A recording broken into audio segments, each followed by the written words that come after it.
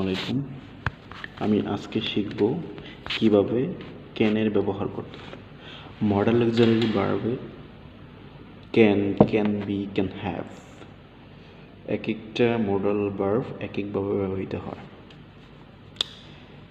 প্রথমে শিখব ক্যানের ব্যবহার কিভাবে, কোথায় ব্যবহৃত হয় এবং কিভাবে সেন্টেন্স তৈরি করতে সাহায্য করে।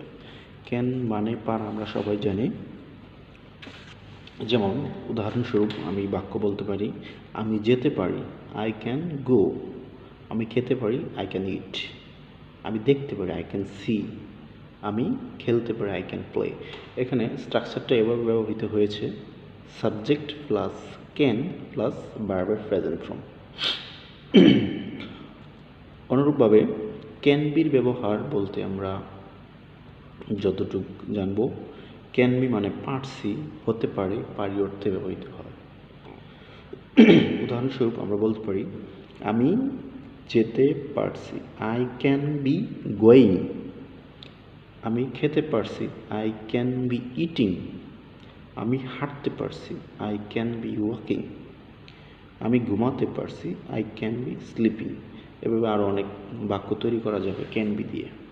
এখানকার স্ট্রাকচারটা ব্যবহৃত হয়েছে এভাবে, subject plus can be plus ভার্বের সাথে আইএনজি যোগ হয়েছে।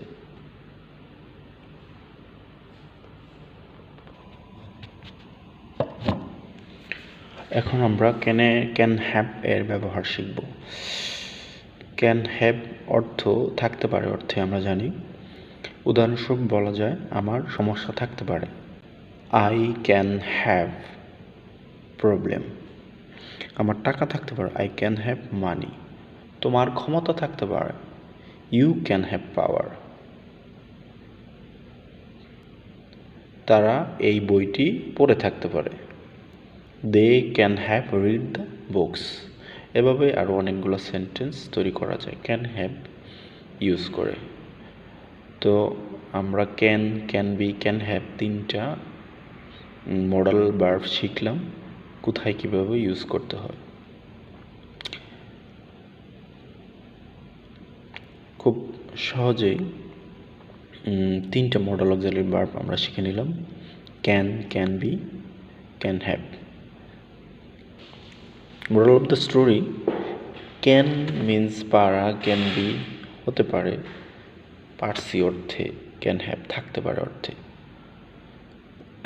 আই ক্যান গো আমি যেতে পারি, আই ক্যান ইট আমি খেতে পারি, আই ক্যান বি গোয়িং আমি যেতে পারছি, আই ক্যান বি ইটিং আমি খেতে পারছি।